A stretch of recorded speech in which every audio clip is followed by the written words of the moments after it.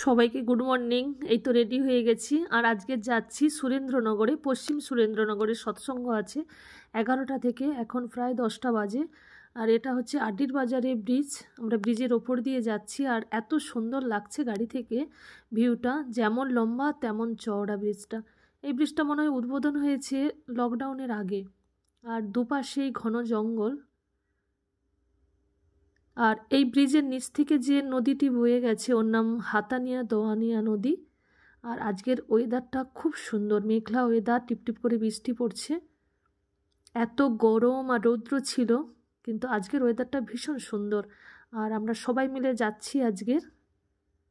এই যে নদীটি দেখা যাচ্ছে, এই নদীটি সরু নদী, এর উপরে আমরা এক সময় নৌকাতে খেয়াবে ওপরে গেছি, কিন্তু এখন ব্রিজ হয়ে গেছে। আর এই যে আমরা সবাই মিলে জিও গাড়িতে করে যাচ্ছি আজকে সৎসঙ্গে। এই তো এখানে ব্যানার লাগানো, পশ্চিম সুরেন্দ্রনগর আদর্শ বাণীপীঠ, সামনেই মনে হয় স্কুল। আর এই রাস্তাটাই গেছে পাথর প্রতিমা সোজা।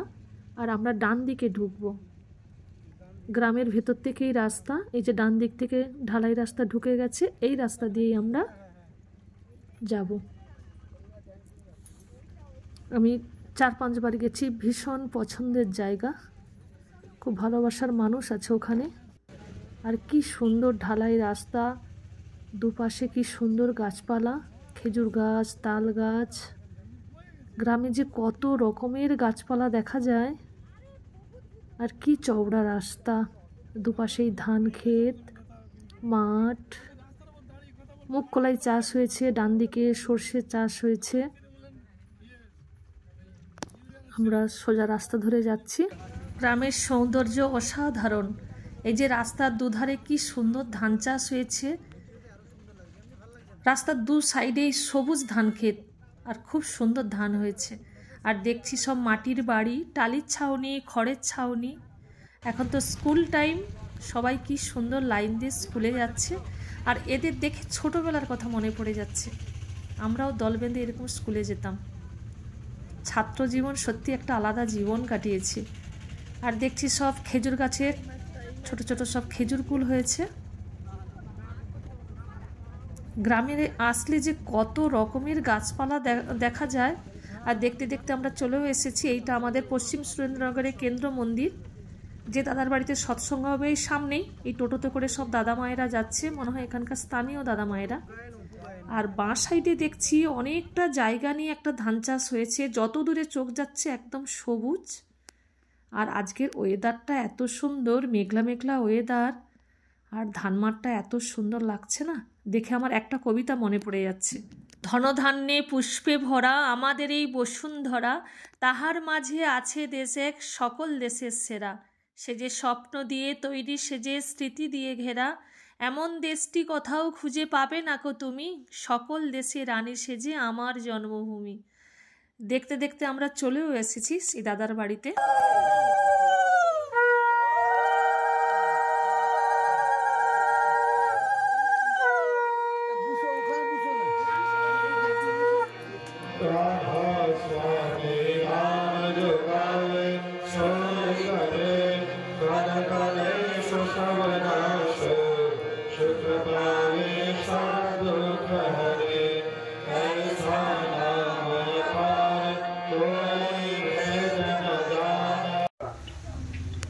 সত্যদর্শীর আশ্রয় নিয়ে স্বাধীনভাবে চিন্তা করো এবং বিনয়ের সহিত স্বাধীন মত প্রকাশ করো। বই পড়ে বই হয়ে যেও না, তার এসেন্সকে, সারকে মজ্জাগত করতে চেষ্টা করো। পুল দি হাস টু ড্র দি সিড, তুষটা ফেলে শস্যটা নিতে হয়। উপর উপর দেখেই কিছু ছেড়ো না বা কোনো মত প্রকাশ করো না। কোনো কিছু শেষ না দেখলে তার সম্বন্ধে জ্ঞানী হয় না, আর না জানলে তুমি তার বিষয়ে কি মত প্রকাশ করবে। যাই কেন করো না, তার ভিতর সত্য দেখতে চেষ্টা করো। সত্য দেখা মানেই তাকে আগাগোড়া জানা, আর তাই জ্ঞান। যা তুমি জানো না এমন বিষয়ে লোককে উপদেশ দিতে যেও না। নারী হইতে জন্মে ও বৃদ্ধি পায়, তাই নারী জননী। আর এমনি করিয়াই সে জাতিরও জননী। তাহার শ্রদ্ধায় উপরই জাতির শ্রদ্ধা নির্ভর করিতেছে। চলিত নারীর চরিত্র হইতে ব্যর্থ জাতি জন্ম লাভ করিয়া থাকি। বুঝিও নারীর শুদ্ধতা প্রয়োজনীয়তা কি। বাণী পৃষ্ঠা ৬২। স্বস্তি স্বস্তি স্বস্তি।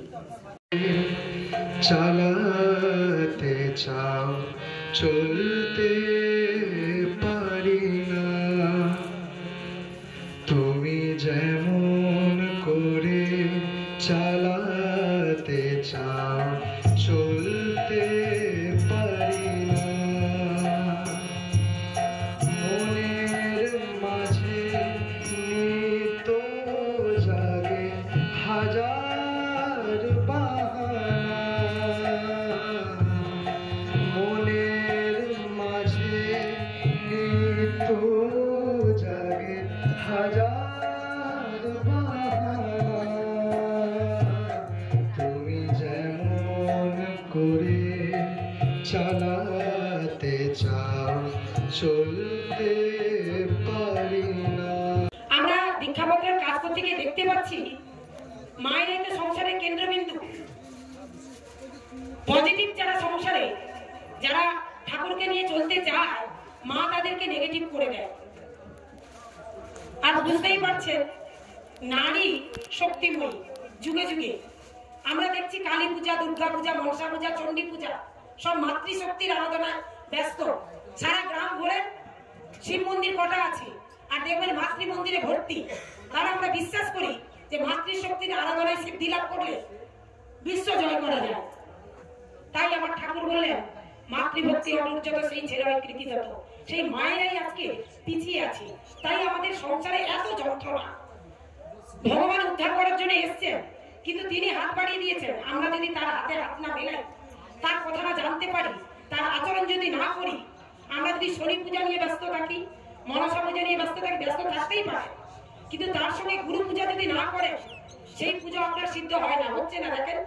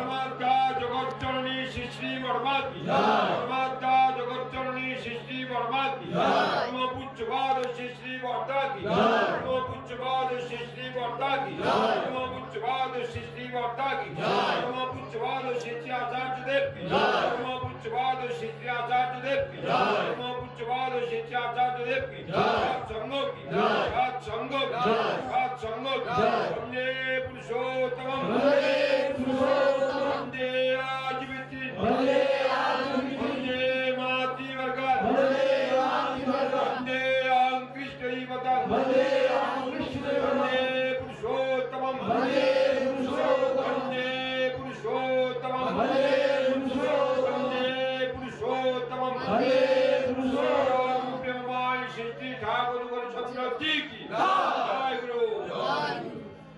এই দাদা আমাদের জন্য রান্না বান্না করেছেন, আমরা আজকে খাওয়া দাওয়া করব।